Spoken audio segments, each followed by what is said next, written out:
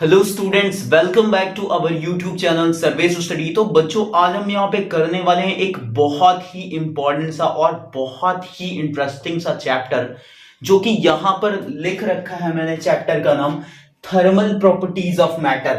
तो आज हम डिस्कस करने वाले हैं यहाँ पे कि थर्मल प्रॉपर्टीज ऑफ मैटर जो चैप्टर है उसके अंदर के जो टॉपिक्स हैं उसको एक एक करके डिस्कस करेंगे। मैं नहीं कह रहा कि सारे टॉपिक्स मैं आज ही कर लूंगा, बट कुछ टॉपिक्स डिटेल में डिस्कस करूंगा मैं यहाँ पे। तो फर्स्ट ऑफ ऑल हम यहाँ पर डिस्कस करेंगे कि टेम्परेचर क्या होता है, देन टेम्परेचर स्केल की बात करेंगे। ठीक है, तो ये सारे टॉपिक्स हम डिस्कस करने वाले हैं। ठीक है, तो आप सभी से रिक्वेस्ट है कि यदि चैनल पे नया हो तो चैनल को सब्सक्राइब कर लो, साथ ही साथ बेल आइकन भी प्रेस कर लो, ताकि इस तरह की इंपॉर्टेंट अपडेट्स का नोटिफिकेशन आपके पास सबसे पहले पहुंच जाए। ठीक है, तो हम बिना टाइम वेस्ट करते हुए चलते हैं अपने टॉपिक्स पे। चैप्टर का नाम है थर्मल प्रॉपर्टीज ऑफ मैटर, और चैप्टर है हमारा, और टॉपिक है फर्स्ट हमारा टेम्परेचर क्या होता है।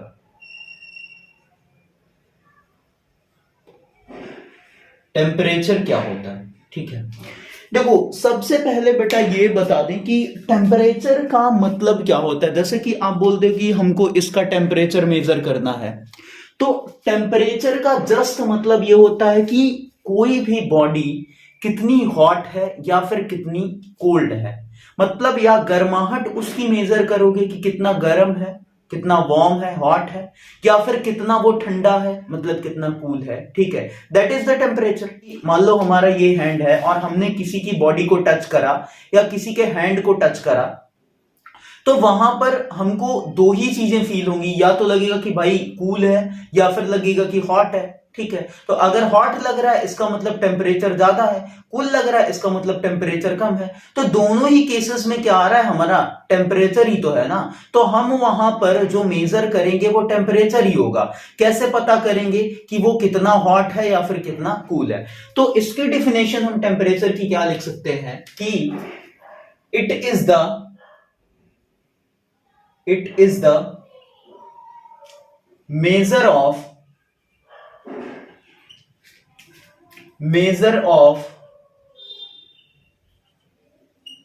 degree of hotness और कोल्डनेस। ठीक है, हॉटनेस और कोल्डनेस का जो हम मेजर करते हैं उसी को हम क्या बोल रहे हैं, टेम्परेचर बोलते हैं। ठीक है, इसके बाद एक होता है thermometric property. Thermometric property thermometric property क्या होती है भाई? जो टेम्परेचर है ये भी आपका क्या है, फिजिकल क्वांटिटी है। ठीक है, जैसे कि आपने जब यूनिट्स और डायमेंशन वाला, यूनिट और मेजरमेंट वाला चैप्टर स्टार्ट करा होगा, तो वहां पर स्टार्टिंग में ही फिजिकल क्वांटिटी आपको बताई गई होगी, और टाइप्स जब आपको बताया गया होगा तो वहां पर फंडामेंटल फिजिकल क्वांटिटी बताई गई होगी। तो फंडामेंटल फिजिकल क्वांटिटी में ही एक हमारी इंपॉर्टेंट सी क्वांटिटी होती है, दैट इज टेम्परेचर। ठीक है, अब यहां पर हमको डिस्कस करना है कि थर्मोमेट्रिक प्रॉपर्टी क्या होती है। मतलब वो प्रॉपर्टी जिसकी हेल्प ले करके हम किसी भी बॉडी का जो टेम्परेचर है वो मेजर कर पाए, that's property is known as thermometric property. The property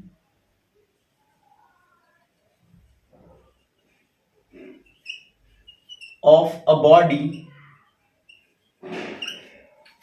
with which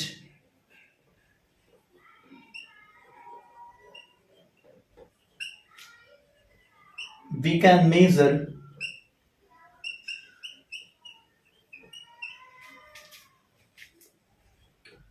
the temperature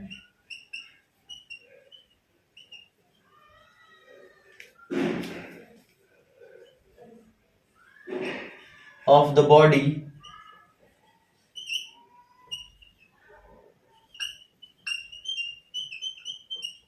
is known as thermometric property। ठीक है। वो प्रॉपर्टी जिसकी हेल्प से हम किसी भी बॉडी का टेम्परेचर मेजर कर पाते हैं, उस प्रॉपर्टी को हम क्या बोलते हैं? Thermometric property. For example, length, volume, density, resistance,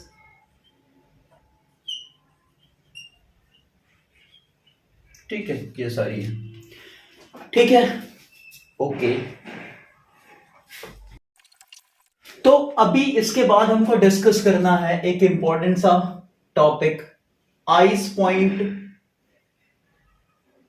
और स्टीम पॉइंट। ठीक है, आइस पॉइंट का मतलब ये होता है कि वो टेम्परेचर जिसपे हमारा जो वाटर है वो आइस में कन्वर्ट होना स्टार्ट कर देता है, तो उस टेम्परेचर को हम बोलेंगे आइस पॉइंट। ठीक है, अ temperature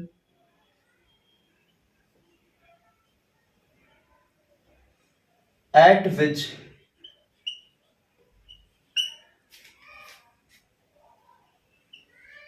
water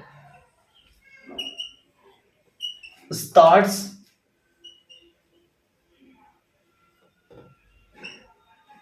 converting into ice। ठीक है, और ये फॉर वाटर का जो आइस पॉइंट होता है, ice point of water that is कितना होता है? 0 डिग्री सेल्सियस। ठीक है, स्टीम पॉइंट की बात करें अगर, स्टीम पॉइंट, तो स्टीम पॉइंट क्या होगा बेटा? सिंपल सी बात है कि जिस टेम्परेचर पे वाटर हमारा लिक्विड से गैस में कन्वर्ट होने लगता है, वाटर से स्टीम में कन्वर्ट होने लगता है, अ temperature at which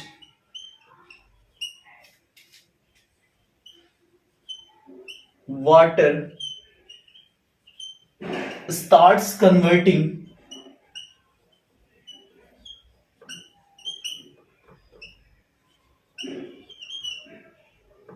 into steam।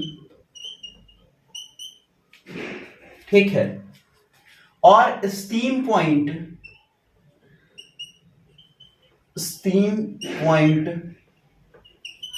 Of water का कितना होता है? 100 डिग्री सेल्सियस। ठीक है, इतनी बात क्लियर है। ये दो इंपॉर्टेंट चीजें, आइस पॉइंट और steam point. Okay, next topic हमको डिस्कस करना है temperature scale. Temperature scale, temperature scale क्या है? जैसा कि मेनली हमारे पास 3 ही है, एक और होता है लेकिन वो हमारे सिलेबस में नहीं है। अगर टेम्परेचर स्केल की बात करेंगे तो पहला है हमारा सेल्सियस, दूसरा है Fahrenheit,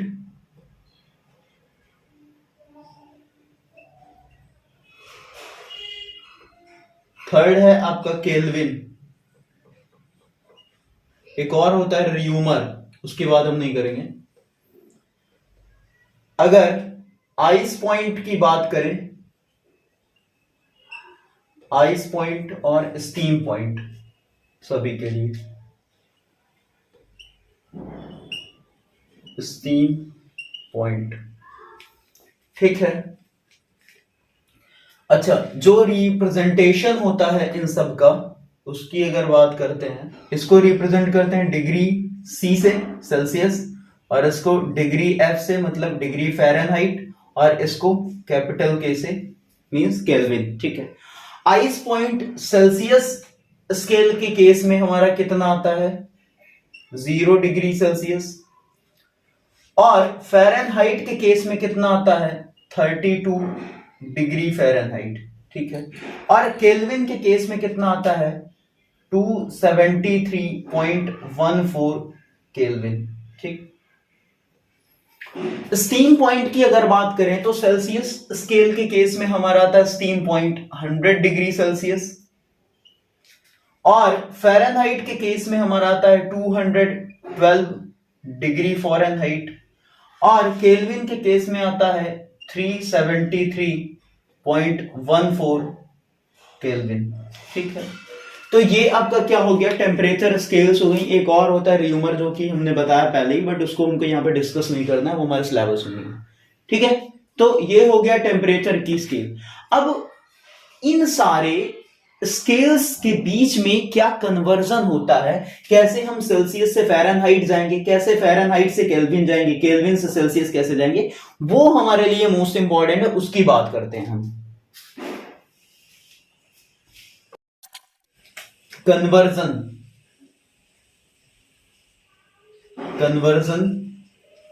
of temperature scales.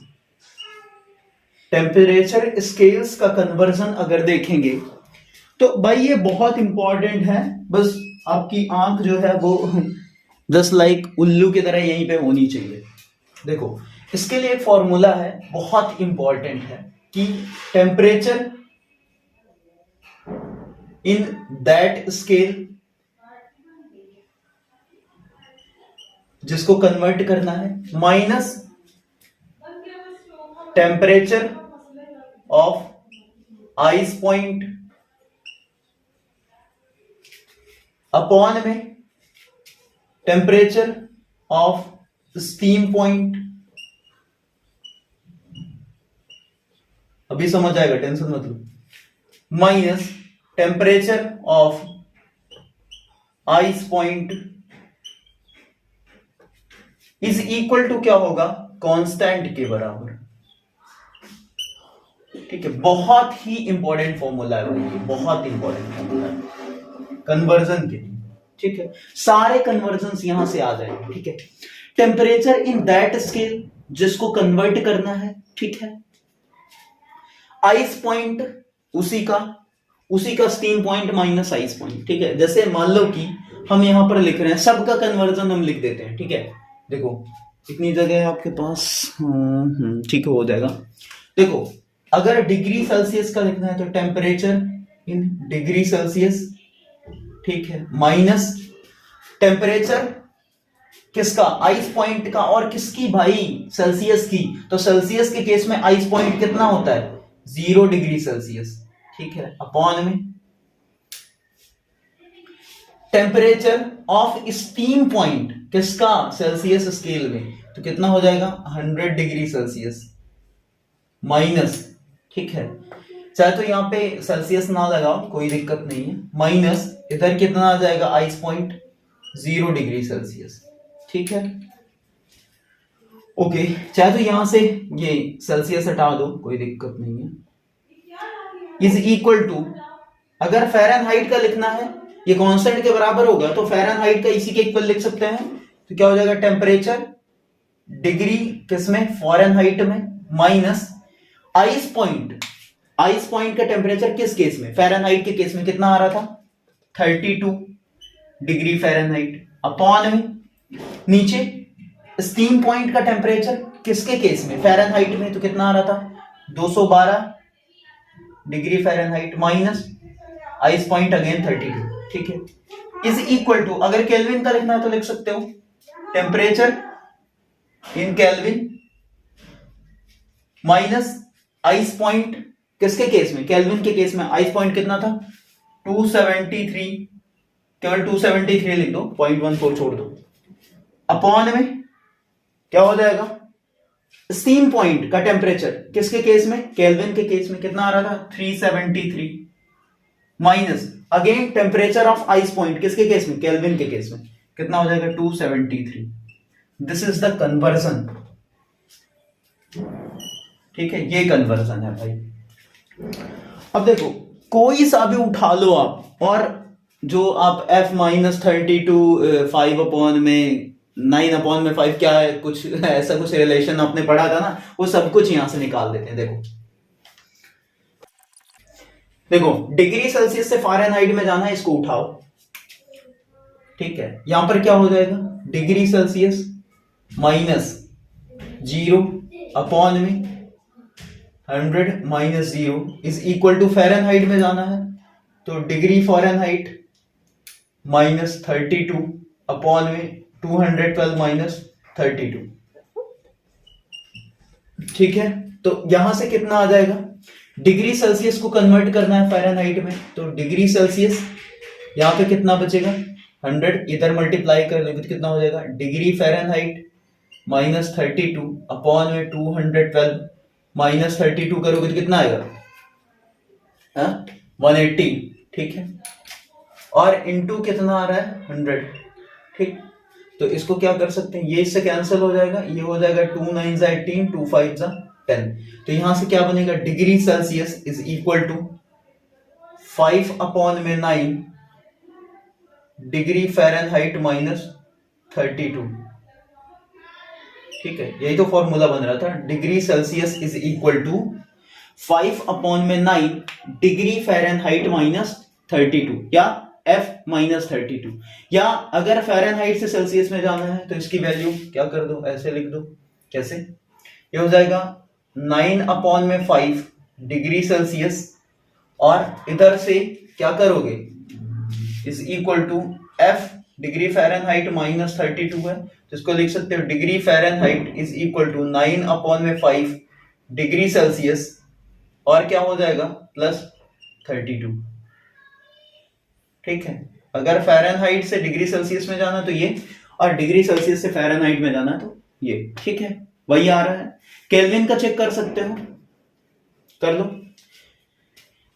Celsius का इसमें रखोगे तो कितना आएगा, ये हो जाएगा डिग्री सेल्सियस माइनस 0 मतलब डिग्री सेल्सियस ही बचेगा, अपॉन में 100 डिग्री सेल्सियस अपॉन में 100 इज इक्वल टू केल्विन का, यहां पर कितना आएगा, केल्विन माइनस 273 अपॉन में 373 माइनस 273 कितना आएगा 100, तो ये इससे कैंसिल हो जाएगा, तो degree Celsius is equal to आएगा केल्विन माइनस 273। मतलब अगर डिग्री सेल्सियस में जाना है केल्विन से, तो जितना भी केल्विन का टेम्परेचर है उसमें 273 माइनस कर दो, या फिर अगर केल्विन से डिग्री सेल्सियस में जाना है, केल्विन से डिग्री सेल्सियस जाना है तो जितना भी डिग्री सेल्सियस में है उसमें 273 प्लस कर दो। ठीक है, तो ये कन्वर्जन हो गया, मेन जो फॉर्मूला है वो आपको याद रखना है। ठीक है, क्लियर है, तो वीडियो को एंड करते हैं यहां पर। अगर वीडियो अच्छी लगे तो वीडियो को लाइक करना, ठीक है, और कमेंट करना कि किस टॉपिक पे डाउट आ रहा है, ये वीडियो आपको कैसा लगा।